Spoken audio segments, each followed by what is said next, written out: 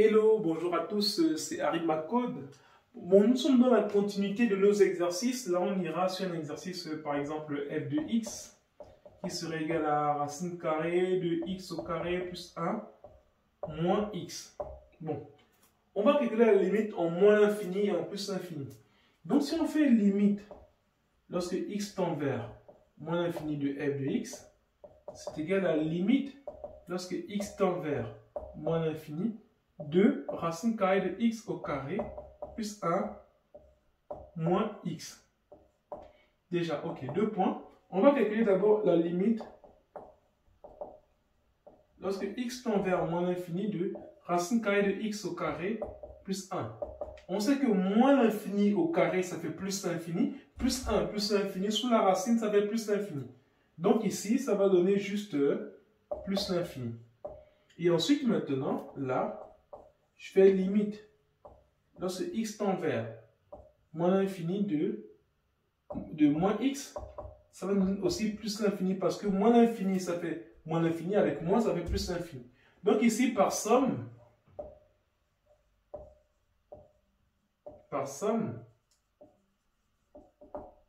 limite lorsque x tend vers moins l'infini de f de x, c'est égal à plus l'infini. Voilà la première partie de notre exercice, de notre calcul qui est terminé simplement.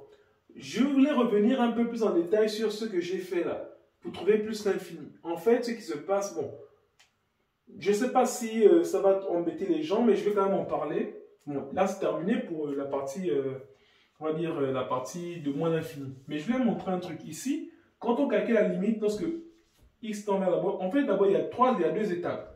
C'est ce qu'on appelle les fonctions composées, ce qu'on avait vu f rond g de x. Parce que c'est qu'on va dire, si on prend par exemple ici, on va dire 2 points. Ici, on va dire d'abord g de x, qui serait égal à x au carré plus 1, et f de x serait égal à racine carrée de x. Et donc ici, si on fait f rond g de x, c'est égal à f crochet de g de x. Donc ça va devenir racine carrée de g de x. Ça devient donc racine carrée de x au carré plus 1. Donc en fait, cette racine carrée de x plus 1, c'est juste f rond g à condition que f soit, f soit racine de x et g soit x carré plus 1. Donc ici, ce qui se passe pour fonction composée, quand on fait la limite de f rond g comme ça, il faut d'abord faire la limite de f d'abord, c'est-à-dire limite lorsque x tend vers plus l'infini, on va dire c'est plus moins l'infini, pardon, de g, moins l'infini de g de x, ça donne ici donc plus l'infini.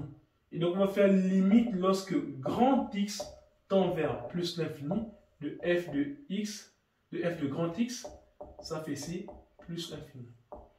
Donc c'est ça en fait qu'on appelle les limites avec composition. C'est-à-dire que comme c'est f rond g, on calcule d'abord la limite de g, ça donne un résultat. Et le résultat, on fait la limite de grand x de ce résultat-là dans f, ça donne la limite de f rond g. Si vous avez des questions, n'hésitez pas, je pourrais revenir dessus. Mais sinon, le principe est que pour calculer la limite de tout ça, il faut d'abord calculer la limite de ce qui est dedans. Son résultat, il faut prendre la racine carrée de son résultat. Donc, si la limite de x au carré plus 1, c'est plus l'infini, racine carrée de plus l'infini, ça fait aussi plus l'infini. C'est ce qui se passe. Mais juste maintenant, pour mieux expliciter, s'il fallait écrire ça mathématiquement, c'est limite ce x, on va poser par un exemple. Je ne vais pas poser comme ça, je peux dire par exemple i et j de x, par exemple. Je vais dire comme ça, c'est i de x, et là c'est j de x.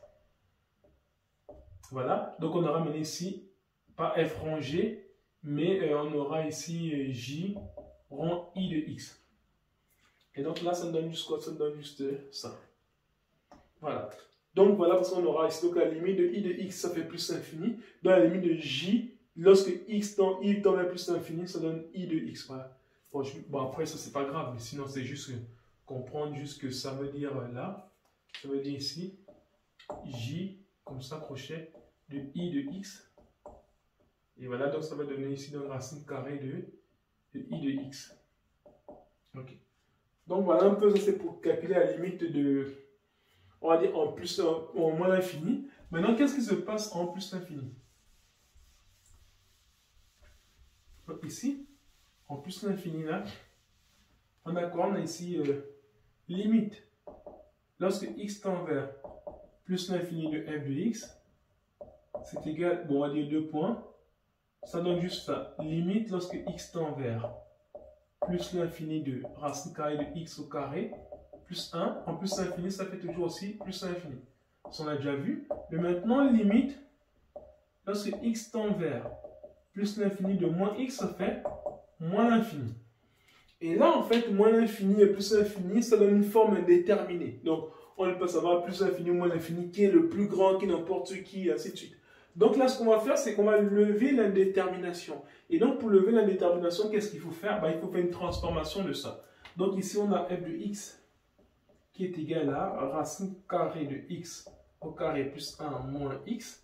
Ça nous donne ici, donc là, on aura ici racine carrée de x au carré plus 1 moins x, facteur de racine carrée de x au carré plus 1 plus x. Et ça, pardon, non, désolé. Ouais, c'est ça, oui, pardon. Et au dénominateur, donc on aura ici une racine carrée de x au carré plus 1, comme ça, ouais, plus x. Ok. Donc ici, maintenant, qu'est-ce que ça nous donne ici? Ça nous donne a moins b facteur de a plus b, ça fait a carré moins b carré. Ça nous donne ici, donc, racine carrée de x plus 1, comme ça, au carré, moins au carré sur racine carrée de x au carré plus 1 plus x. Donc, voilà un peu ce que ça nous donne. Donc ici, voilà.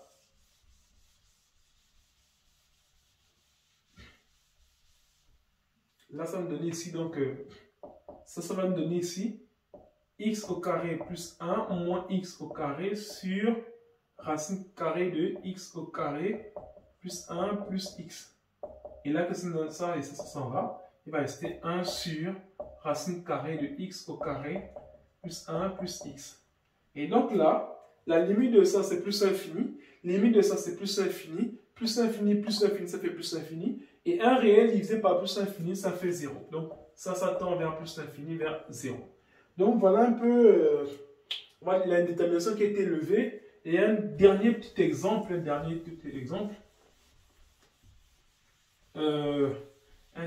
exemple. Ici, si je prends, on va dire e de x, qui serait égal, on va dire, à x au carré, cosinus, par exemple, on va dire, de 2 sur 3x au cube, par exemple. Ok. On nous demande de calculer la limite de ça, on va dire, la limite de 100, 0. On va dire, ce qu'on va faire, c'est qu'on va faire limite, lorsque x tend vers 0 de e de x, c'est égal à la limite, lorsque x tend vers 0 de x au carré, bon, x au carré, cosinus de 2 sur 3 x au carré. Ok. Donc ici, ce qu'on peut faire 2 points, on peut faire calculer la limite de chaque terme. Limite lorsque x tend vers 0 de x au carré, ça fait 0. Maintenant, et l'autre, on aura limite lorsque x tend vers 0 de 2 sur 3 x au carré. D'abord, ça fait déjà plus l'infini parce que ce soit à gauche ou à droite, comme c'est au carré, ça va donner 0. Et donc, en fait, ce qui se passe, c'est que si on met un nombre réel sur 0,00001 comme ça, un nombre très petit, c'est que ça donne ici 20, 200 000. Comme ça. Donc, plus le nombre sera petit en bas, plus on va dire le rapport sera grand. Donc ici, on aura ici, ça va se rappeler de plus en plus à plus l'infini. Donc, voilà un peu ce qui se passe, en fait, dans l'ensemble de tout ça. Ok, donc ici, comme on a ça, ce qui va se passer, c'est que on va dire là, maintenant, ici, on a 0 et plus l'infini. Et là, là c'est plus l'infini d'abord. Ensuite, maintenant, ce qui va se passer, c'est que on ne prend pas juste plus l'infini, c'est le cosinus de plus l'infini.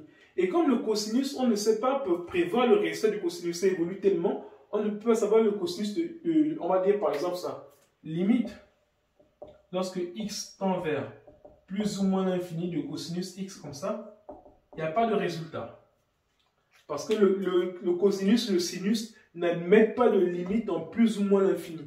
Donc, ce qui se passe, il faut passer par une autre méthode maintenant. Ok? Ça tombe bien, le cosinus, on va dire, il est compris entre moins 1 et 1. Donc, qu'est-ce qui va se passer? Bon, on peut déjà encadrer le cosinus. Donc, on peut déjà enlever ça. Ça, c'est une technique qui ne marche pas, on peut l'enlever. Donc, ici, ce qui va se passer, c'est que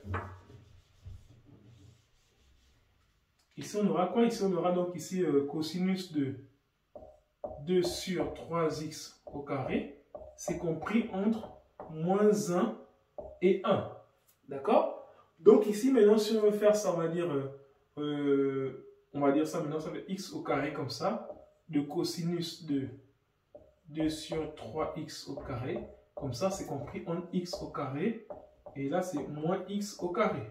Donc, ce qui se passe maintenant, pour calculer la limite de 100 en 0, si on calcule limite, lorsque x tend vers 0 de moins x au carré, ça fait 0.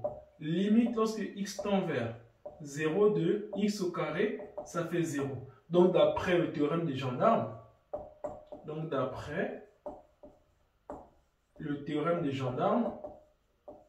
on a limite, lorsque x tend vers 0, de x au carré, cosinus de 2 sur 3x au carré, ça donne 0.